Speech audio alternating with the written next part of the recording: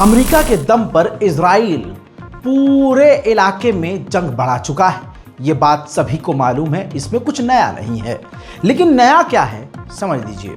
इतिहास में कभी ऐसा नहीं हुआ कि अमेरिका इजराइल को बचाने के लिए पूरी तरह से इजराइल के अंदर ही पहुंच जाए। जी हाँ, ईरान की मिसाइलों को रोकने में पूरी तरह से इजराइल जब नाकाम हो गया और एक बार फिर से ईरान के ऊपर हमला करने के बाद अंदेशा है कि ईरान पलटवार करेगा और उसकी मिसाइलों को इजराइल अपने दम पर नहीं रोक पाएगा, तो अमेरिका अपनी सेना के साथ थर्ड दुनिया का सबसे top most advance defence system के साथ खुद अमेरिकी सेना इजराइल में तैनात होगी। खबर यही है। खबर तो अंदर की ये भी है कि फिलहाल अमेरिकी फौज ऑलरेडी इजराइल के अंदर मौजूद है, लेकिन थर्ड एयर डिफेंस सिस्टम को चलाने के लिए स्पेशली उस डिफेंस सिस्टम के ज़रिए ईरान की मिसाइलों को रोकने के लिए स्पेशली एक स्पेशल मिलिट्री यूएस की जो टीम है वो थर्ड एयर डिफेंस सिस्टम के साथ इजराइल में तैनात होगी इजराइल को बचाने के लिए। इतिहास में ये चीज़ पहली बार हो रही है। सोशल मीडिया के दम पर पूरी दुनिया में ईरान का मजाक उड़ाने वाले यूरोप देशों के मुंह पर जोरदार तमाचा ईरान ने लगा दिया है। ईरान के सुप्रीम लीडर को भी खतरा है कि उनको भी इजराइल निशाना बना सकता है। इस वजह से ईरान ने अपने top most laser air defence system, जो कि लेज़र के ज़रिए किसी भी हवा में उड़ने वाली ड्रोन, फाइटर जेट, हेलीकॉप्टर को तबाह करने की ताकत रखती है, ऐसे डिफेंस सिस्टम को ईरान ने अपने सुप्रीम लीडर की सुरक्षा में तैनात किया हुआ है। उधर ईरान ने ऑफिशियली बयान जारी करके कहा है कि हम जंग तो नहीं चाहते, लेकिन हम डरते भी नहीं हैं। अगर इजराइल ने कोई हरकत की तो हम अपने बचाव और पलटवार के लिए भी तैयार हैं। वहीं बिना नाम लिए ईरान को धमकाते हुए अज़रबैजान के डिफेंस मिनिस्टर ने अपनी सेना से कहा है कि अगर बॉर्डर पर कोई हलचल होती है तो तुरंत कार्रवाई ज़रूर करें। मेरे दोस्तों, ईरान के पार्लियामेंट स्पीकर मोहम्मद बाग़र, जिन्होंने पायलट की ट्रेनिंग, पूरी फुल ट्रेनिंग फ्रांस से ली हुई है, अचानक से कल वो लेबनान की राजधानी बैरूत पहुंच गए। खबर यह है जहाज़ वो खुद उड़ा रहे थे, तस्वीर आपके सामने।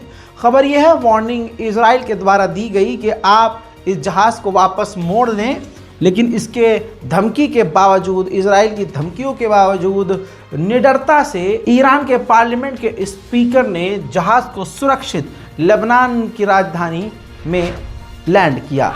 मैं आपको बड़ी बात ये भी बताना चाहूँगा, बल्कि दिखा दूंगा कि जब ईरान के पार्लियामेंट के स्पीकर खुद जहाज़ उड़ाते हुए लेबनान घुस रहे थे, उसी वक्त इजराइल की खतरनाक बमबारी भी लेबनान पर हुई थी। सामने धुआं निकल रहा था और ईरान का पार्लियामेंट स्पीकर जहाज़ उड़ाता हुआ लेबनान में घुस रहा था।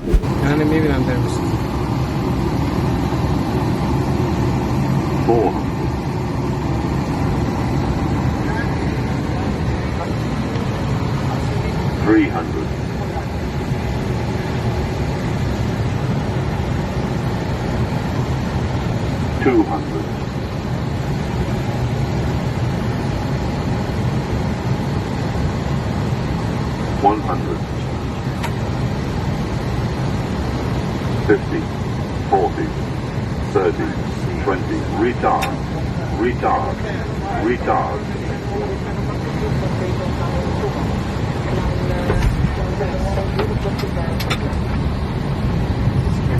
हज़रात, लेबनान के प्रधानमंत्री से ईरान के पार्लियामेंट के स्पीकर ने मुलाकात की और हिजबुल्लाह और लेबनान को पूरी तरह से सपोर्ट किया।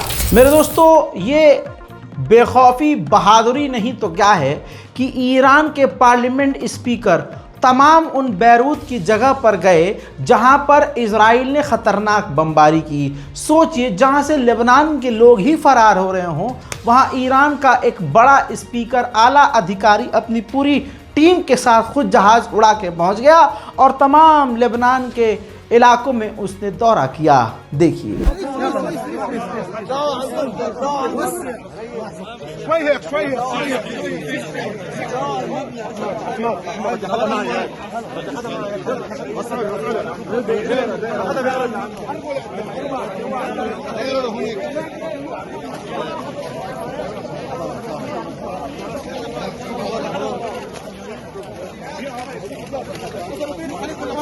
ईरान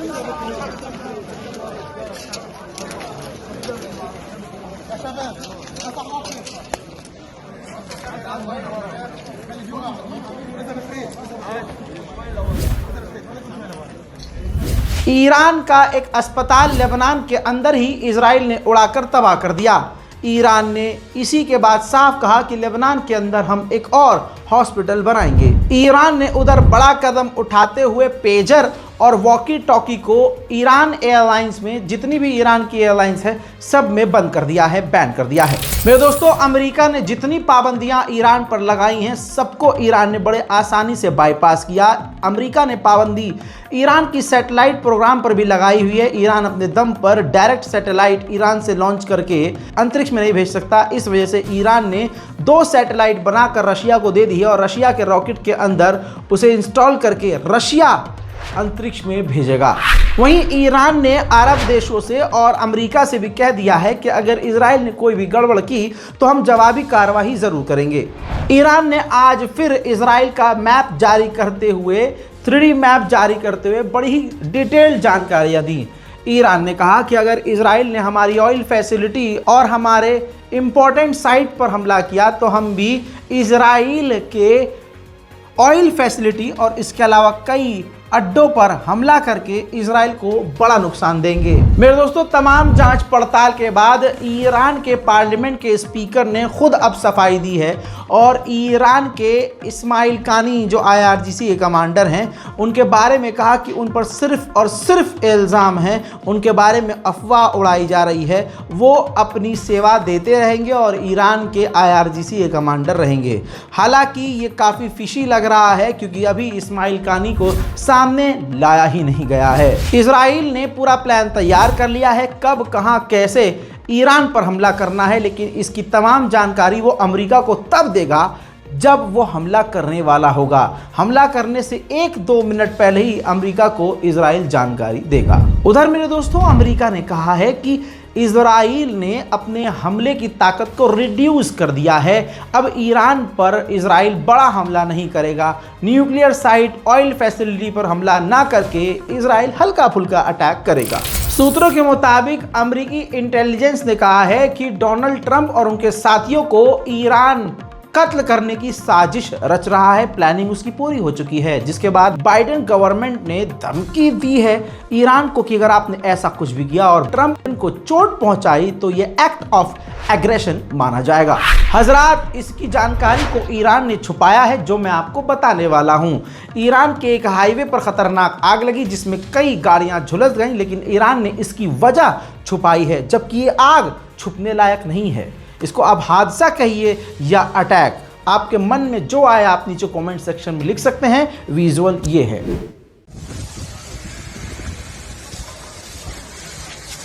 این هم خودروهایی که تو این آتش سوزی مونده.